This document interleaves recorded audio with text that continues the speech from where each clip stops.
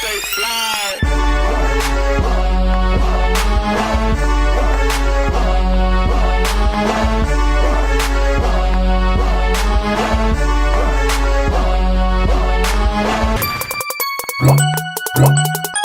Ah! Yo, it is your boy Adrian Nyce. Welcome to the Mouthin interview tour.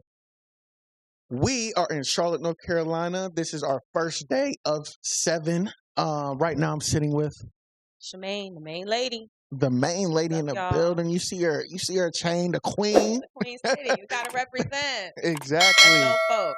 Thank you for joining me today Absolutely. at My pleasure. at the world famous audio box. That's it. Have you ever been here before? I have. This is where I record mostly all of my Oh, music. My snap. last project, I recorded it all here. My coming project that's dropping at the end of the month, I recorded it here. Oh, With so you back home? the great Julio. Yeah, I'm back home. Oh, Julio. Yes, Julio. Shouting you out. You the man. Hey, shout out to him in the building for sure. He's a great guy. Y'all definitely need to tap in with him.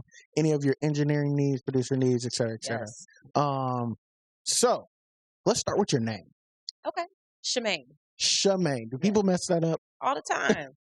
What do they say? What do you hear? I get Charmaine, like they get the spell wrong. They spell it with a C. It's supposed to be spelled with an H. It's pronounced Shemaine. Shemaine. But if you're saying it fast, it's Shemaine. Shemaine. So, What does that come about? my mom and dad cooked that one up. I was actually supposed to be named something else. So this is your real name? Yes. Your government? This is my government. Shemaine. Shemaine. Okay. You said they cooked it up. They cooked up. You said they're supposed to name you something else. Yeah, I was originally supposed to be named Shy, which Shy. my dad's good friend had chosen that name, and then somehow Shemaine got in the mix. So Mama Dukes was like, I'm claiming it. I'm fortunate. no, I mean it's Power in a name. It's different though. You don't have to worry about another, putting all this work and branding behind your name, and then another artist pop up. I don't think that's pretty unique. You know what I'm saying? I've never in my whole life ever met anybody that had the same name as me. Wow. Same spelling. Never. That's good. And so, where are you from? I am born and raised Charlotte, right here. Born and raised. Wadesford Road. I went to Northwest School of the Arts. Forever. Wow. And I was just, I was brought up on Wadesford Road. Just, I'm a Queen City girl. That's what's up. And so Northwest School of the Arts. That's for like artsy kids, right? Yeah, it is. It's a performing arts high school. But it's a high school, yeah. Yeah, it originally started out as just a middle school years ago, and then it turned into a high school. And I was the first graduating class of that high school. So, and they've been a high school ever since. What were you going for? Like, did they have niches? Not what you think that I would have because I'm a singer, but I never studied voice in high school. I was a cellist. I played cello. So I played cello for 15 years. Yeah. Oh, okay. Yeah. So I did that in high school, and I took choir like 1 year. But I didn't. I just sung on my own. I was still performing all that time. But and so for the people who don't know, who haven't heard your music, do you sing, rap, a mixture of both? What? I sing, but I don't limit my style. So, if I feel like I want to rap, I will. If I want to do a combination of things, I will. I think I would classify my music as more as R&B hip hop. Okay. It's definitely got an R&B feel to it. Like when you listen to my upcoming album, you'll hear neo soul feel, R&B feel, and you're gonna get your hip hop feel, and you're gonna be like, oh dang, Shemaine, you rapping a little bit. At this point in the game, with music being so organic. Yeah. I don't really feel. I feel like as a vocalist, if you're good at your craft, then you can do anything. That's a fact. You don't have to be in just one box. Your voice is an instrument. Yeah, you can use it how you want, and because I know music and I can produce music, I can do whatever I want to do. Oh, you can produce music. Yeah, I like to produce. Wow. I like to produce. I produced several songs on my last album, and I've been having fun, but COVID opened some doors. Let's just say Yeah. that. Got everybody into there. What do I COVID. want to do? What can I do? What can I try out? You know, man, I got my iPad and discovered GarageBand, and it was a wrap after that. And started getting samples, and Have you ever started you doing ever all tried kinds to of stuff. mix cello into You know, some of your I stuff? haven't. Maybe down the line, I probably That'd be fire. will. I definitely want to pick it back up as soon as I don't feel like I want to get my nails done anymore. That's the only thing that's keeping me from it. But yeah, I think that would be dope. I think it would be dope. And so, what got you into music originally? Were like in your household, were your parents playing music at all, or were they Both in of the my industry? parents sing, but Okay. they never did professionally. My parents didn't actually know I could sing until I was 14. And I went to a summer camp, and you know how the cheesy part at the end of the camp where they make you sing and perform, and I did, and my parents were just like, "What?" I'm like, "I've been telling y'all all Where this did that time come I can from? sing." Yeah. And then after that, then it was just like I was full steam ahead. I was performing at 14 all over Charlotte, opening up for Really? Tyrese and Jagged Edge and all of these different Dang. acts. And I was going hard. Like by the time I was 18, I was performing and like got offered a couple of record deals. And then my parents were like, nope, No, going to college. So you couldn't do both. You know, my parents didn't want me to. You Got know, you. they Focus. wanted me to stay focused on my education and go to school. And so, you know, it was what it was. Did so during you said 14 is when they Yeah. first kind of realized that Yeah. you could sing. 14 to like 18, 19. Yep. Did you have a manager during that time, or were your parents your manager? They were basically my manager. You know, my parents didn't really know anything about the recording industry. You Gotcha. know, a lot of stuff we learned on the fly, which isn't always a good thing. But, you know, 14, that's when I first went into the studio, started recording with a family friend who had a studio in his house. And, you know, he was doing music, and I knew absolutely nothing about recording music or doing music. Yeah. I recorded my first single, which was called Let's Work It Out. I even got the reel at home. What? And then after that, it was just, you know, my parents were like, okay, well, let's try this. Let's try this. Let's do this. Let's do this. And so I was really surprised when, you know. Did you have like siblings? Do you have siblings? I do. I have a younger brother and an older sister. And were they into the music arts at all? No, neither one of them sing. Wow. Okay. I was the only one. Do they do any other type of art, or are you the main? You know, my artsy sister one? was like a cosmetologist, and she's the artsy one. Like she's really great at interior decorating, and really actually like she's the artsy crafty. And my brother, he was like the artist. He used to like to draw. So I think we each got a little bit of something. Yeah. I just happened to be the one that got the vocals. That's it. So. What about church? Did you grow up in the church at all? Yeah, I pretty much did. You want to choir? No? I was for a little while. That didn't really start until like high school because, you know, again, my parents didn't really know I could sing. So, you know, by the time I started getting into high school and going to church, I was singing on a choir and doing all this kind of stuff. And, you know, then I kind of wanted to explore. My parents liked a lot of different kinds of music. So, I just, you know, I'm into everything. Yeah. So, yeah, church was definitely a factor. And so you said you were born and raised Charlotte, right?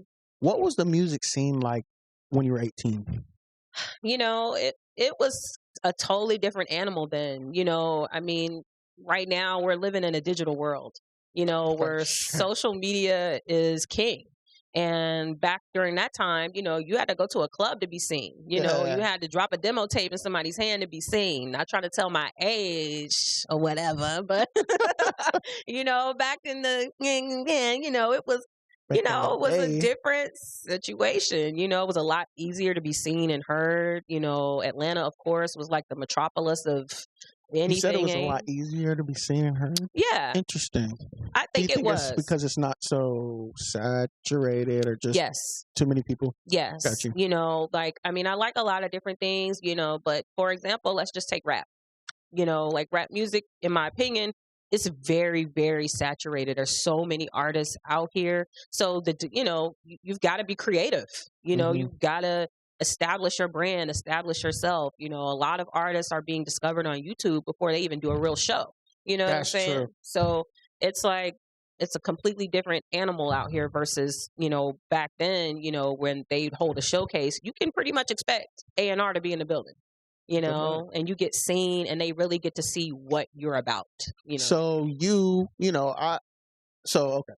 Seeing that you've seen the cell phone come along and everything, me too. I've seen it. We didn't have that back in the day, and then seeing how internet has basically taken over everything. How do you incorporate that with, like your brand, your marketing? How have you I guess used it to transition it into what you do? I use it a lot. I mean, that's the marketplace. That's where you're gonna go to be seen, to be heard. Instagram is kind of like my prime place. That's where I post all my music. That's where I post my videos. The power of Reels. YouTube channel. Like I'm pretty savvy with that stuff. So it wasn't really difficult for me to jump into that arena. And the more and more I get further down this road, the easier that becomes. But I mean, like I said, it's a pay to play environment. So, okay, 18, got a couple of offers. Yeah. Parents were like, nope. Yeah. We're going to college. What do we go to college for? We went to college for music business. Music business. We got to learn the business side. Went to college for music business, but the story behind that is that I chose Winston-Salem State University for music business. And then the year that I get there, they take the program away. So... Yeah. So it turned into business. And I sung on the choir there. I sung on a few ensembles there, throughout that little tenure. But yeah, that's originally what I wanted to do. And you were still making music while at college, or did you kind of slow down? I did kind of slow down. I wasn't performing as much. Like that whole performing just basically stopped at that point. I would do stuff here and there, but while I was there, that was... All right. So, what are some of your dream collabs? Dream collabs. Anderson .Paak, for sure. Nice. I wouldn't mind Bruno Mars either. I wouldn't have got... Okay, Bruno Mars. Anderson .Paak. Real talk. I could totally do hooks for Toby and Big Way. You listening? Female artists. Let's see. Dream collab. Female artists. Beyonce. Of course. I could do a collab with Megan Thee Stallion. I could do that. Yes. Her. I could totally do that. Do you think Beyonce is still a pinnacle, like the highest standard right now? Or do you think she's not what she used to be? Oh, I think she's definitely the highest standard. Gotcha. For multiple reasons. Because she's earned it. For sure. She's earned it. She's an excellent performer. She's amazing. She's in the community. She's from Houston, which is like my second home. And because I really feel like as an artist, she's maintained sophistication. She's maintained class. If something has happened to her in her life, she has been upfront with it. She's been real with it. She's put it in her music. And I think as an artist, that's what you do. Even though she's not like in the forefront. Yeah. And I guess dropping as frequently. Yeah. Okay. Yeah, I do. I think that if we're talking about the standard. Yeah. She's setting the tone. She's setting the tone. There's, from a female artist perspective, there's a very small list of female artists over the age of 40. I was going to say, well, just speaking of anybody, if somebody could give her a run for her money, it doesn't have to be singing, just in general, as far as like stardom, who would you say can give her a run for her money? Stardom? They do music. They also do entertainment stuff. Is anybody even touching Beyonce? It's just like everybody's right here in Beyonce. Yeah, I mean, because it's hard because she's an entertainer. Yeah. You know what I mean?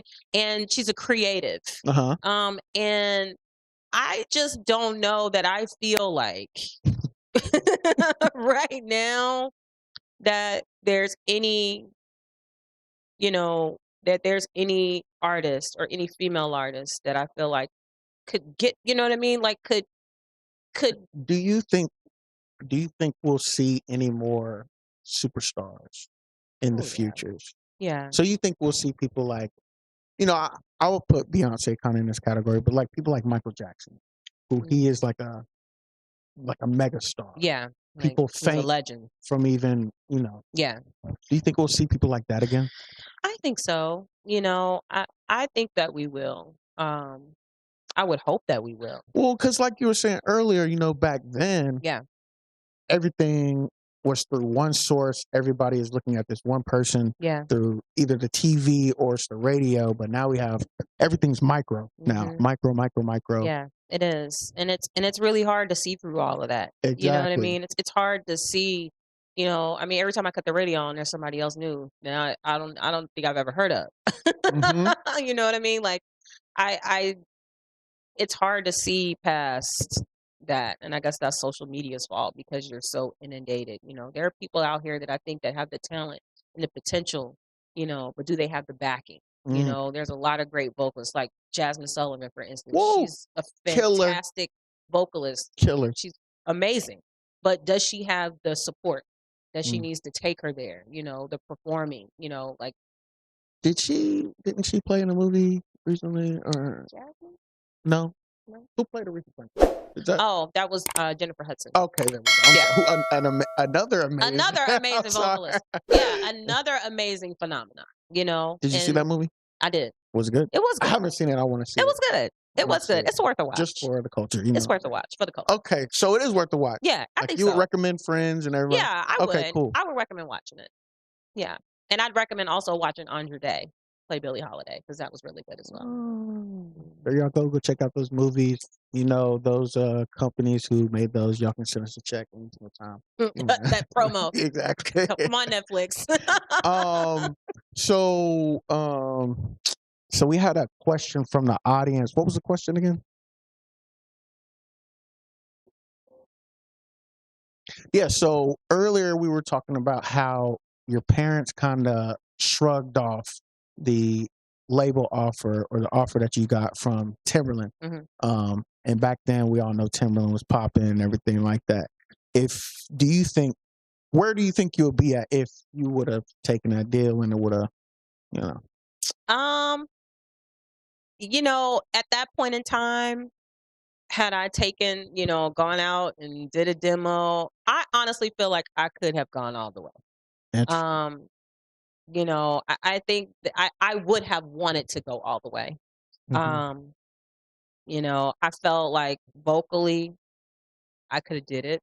I was young at that time, like just like all the rest of the other artists that were out, Brandy, Monica, Oh yeah. like, I mean, at that point it was easy. It's a machine, as long as you got the talent, they're gonna make you into whatever you become. Control But the I think narrative. from a mental standpoint, yeah, I would have pushed to go the full way.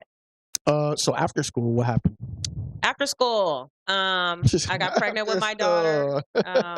Had my daughter, who is 19 now. She attends Winston-Salem State University.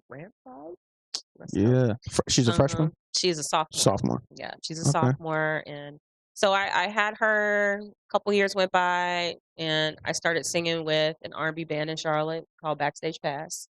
It was 3 female vocalists behind a band. Did that for several years and got out of that. Decided that I wanted to do some solo stuff. So I started singing with a band here called Vibes.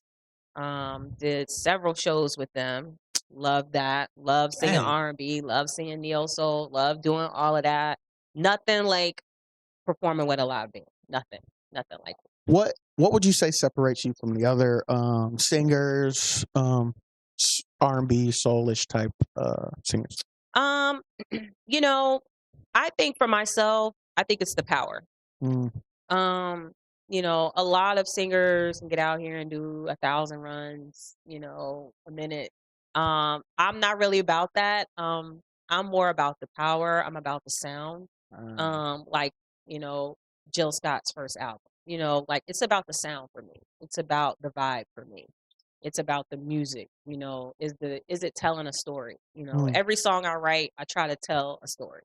And I think that there's the difference because there are several female artists, shout out to y'all in the Charlotte area.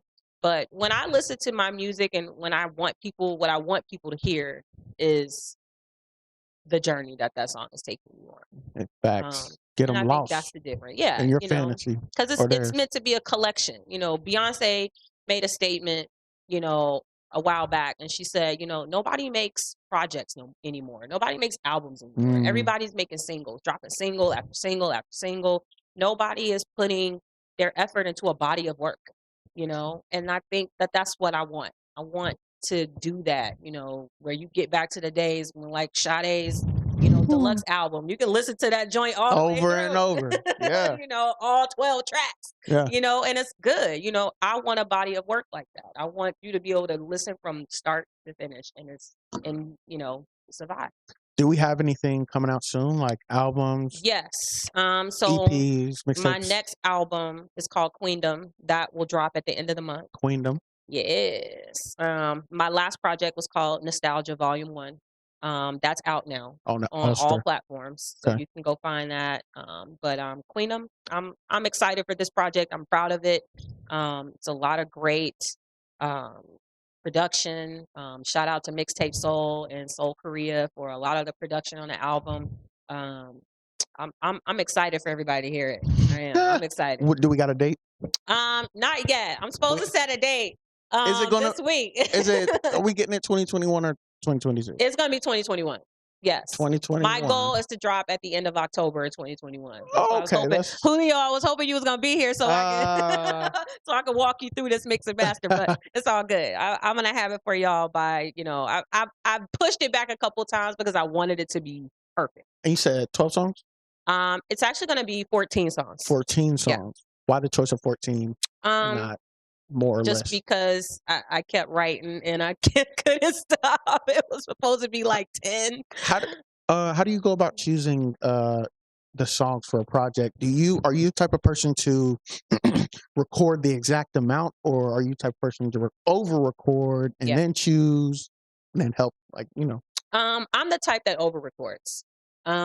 Because when I'm writing music, I'll basically go through the tracks, listen to what I want. A lot of times, if the track moves me, I'll have the song written before I finish listening to the track. Wow. So a lot of stuff ends up on projects because so I had to make a decision last week. Like, okay, I can't listen to any more music because I keep hearing stuff I like and I'm writing and I want it to be out and I don't really want to drop a bunch of singles. Do you go to the studio and then write, or have you already listened to the song, have it written, and then you go to the studio? Yeah. I record everything at home before I go to the studio. Got you. So you already know what's happening before we go in there. Yep. Knock it out. I record the whole thing and reference it out. So when I go in there, I'm just bam. Nice. Professional. Y'all want to know how I know she is a very fine-tuned vet professional? Because your mic. Every other person that I interview, this is them. This is them. You have kept your mic here the whole time. No problems, no nothing. Mic tutorials. Don't do this. Don't do this. It's ridiculous. And I tell them ahead of time, I'm like, yo, just talk to the mic. And they're just, yeah, you know what I'm talking about. So that's how I can tell. It's just stay in there. Game veteran. There we go. Game veteran. Oh, yeah. Okay, so I have this segment called One Piece of Advice. Yeah. Okay. So since you are a veteran, I'm going to ask you to give one piece of advice to certain things. It could be the world. It could be a group of people. It could be an inanimate object. It could be anything. Okay. All right. So first off, give one piece of advice to up and coming vocalists trying to make it in the industry. One piece of advice. Do your homework. Do your homework. A lot of artists, it's so easy nowadays to get trapped into the first thing that looks good. Do your homework. Know your brand better than anybody else. because once you do that, then you will know exactly how much you're worth.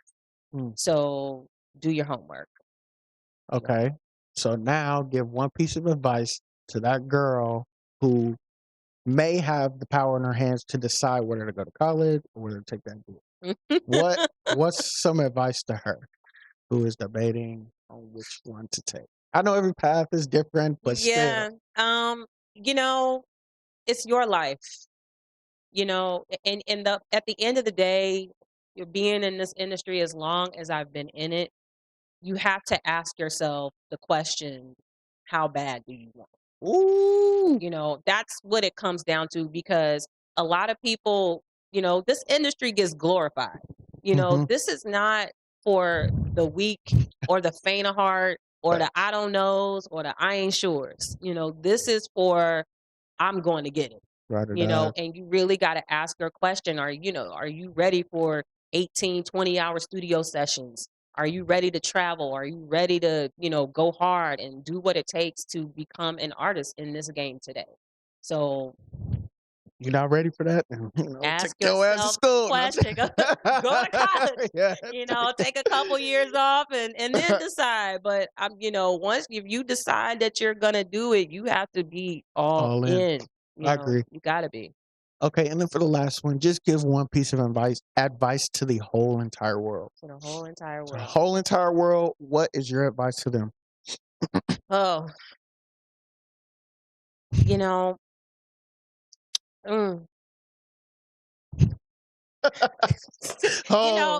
is so hard, because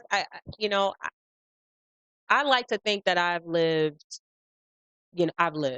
I've seen my fair share of life. I've seen the good, the bad, the ugly. And, the best advice that I could give you in life is to, one, put God first. Amen. Put God first. And two, eliminate boundaries. Eliminate boundaries. Elaborate. Eliminate anything that's going to keep you from reaching your fullest potential. If it's keeping you from moving and progressing, eliminate it from the equation. You really have to do that, because you're never going to really reach the pinnacle of who you can be if you're constantly setting boundaries, if you're constantly being blocked. And boundaries can be anything. Boundaries can be haters. Boundaries can be, education, lack of knowledge. Boundaries can, there's a lot of things that can happen. But I would just say eliminate boundaries, expand your horizons so that you can know what's out there, so you know what's for you. That's dope. So you're the first person I've heard say that. Yeah. So that's dope. That's what I would say. Everything else will fall into place. If you do that, you never know what's behind the door if you don't open it. So okay, we got Pandora's box. Are you opening Pandora's box, or are you just gonna look at the box? I'm opening it. She said, "Chaos, come on, let's see what you're about." The box. Don't put me in that situation, because I'm gonna open the box. I'm sorry, God. I'm gonna open the box. I probably will open it too. I will open the box. I want to know what's in the box. What's behind the box? Yeah. Who made the box? Yeah. How much the box was? Why is the box even there? Why is the box there? Yeah. Where did it come from? Exactly. I'm a question asker. A lot of people aren't. I am. I'm curious. So yeah. Any last words before we get out of here? I just want to shout you guys out. Shout out to Mouthin for having this tour and bringing artists on, letting the world get a peek into people. I think that's what it's all about. I think you guys have a great platform. Thank you. I think it's awesome. All these artists get an opportunity in this saturated world to come out and say a few words about who they are. So I love it. Keep doing what you're doing. Shout out to your team, and shout out to Audio Box. Yes, shout out to Audio Box for letting us come in, do our thing, do what we do. Social media before we slide. Social media. Follow me on Instagram at Main Lady Music. You can follow me. Actually, you can follow me on TikTok, Instagram, Facebook, all at Main Lady Music, and visit my website at mainladymusic.com. be looking for my album to drop at the end of the month. There we go. Queendom and go ahead and spell out your name too. Main Lady, yes. MAINE